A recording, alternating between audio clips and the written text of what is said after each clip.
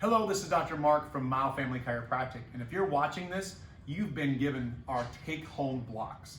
So what I'm going to do today is just making sure that you're using these correctly at home, but let me give you some background first. If you remember from your second visit, we went over some x-rays, and we showed you should actually have 3 curvatures in the spine, and the neck and the low back should have a real nice C-curve, and these blocks are meant to restore that.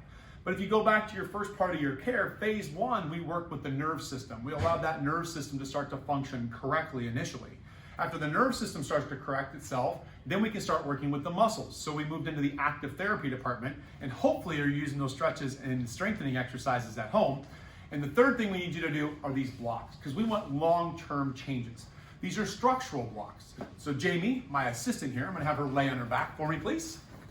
And we're gonna show you how to put these into place properly. So this one is the neck block or cervical block. What we're gonna wanna do is we're gonna wanna get this flat part up against the shoulders as tight as possible, and the head should lay back on the ramp to help with that C-curve.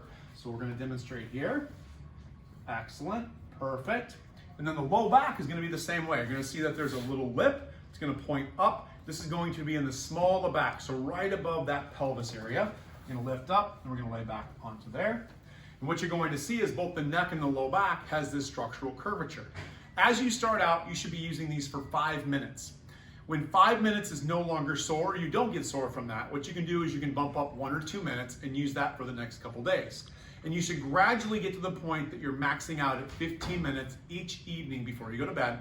And something that's really important with this is make sure you're using your ice afterwards, because this can make you sore because your body's being pushed into these curvatures.